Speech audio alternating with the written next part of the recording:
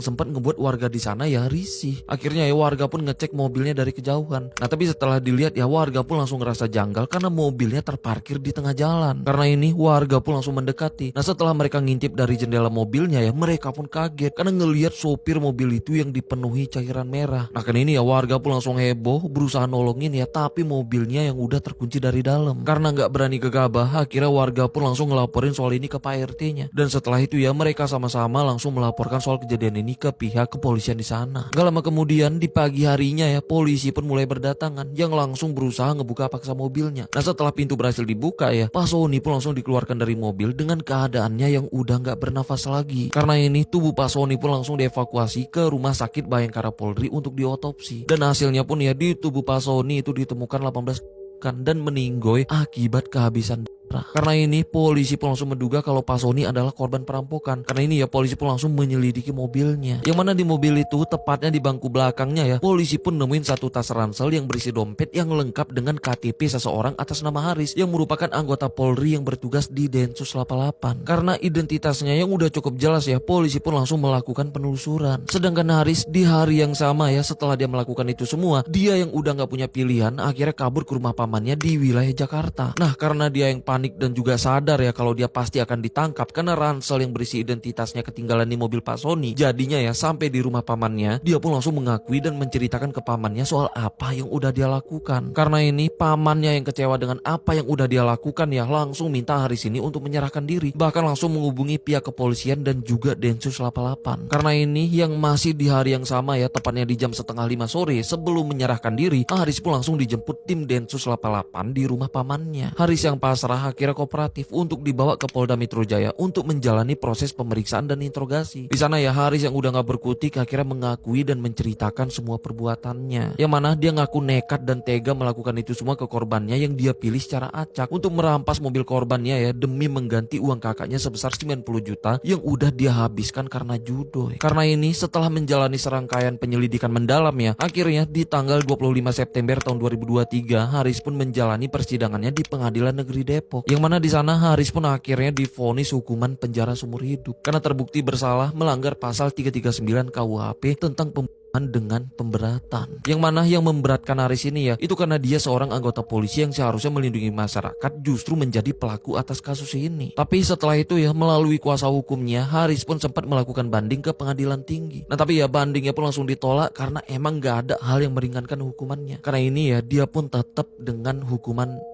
penjara seumur hidup. Sedangkan keluarga Pak Sony pastinya berduka atas apa yang terjadi. Apalagi semuanya terjadi saat Pak Sony yang sedang berjuang mencari nafkah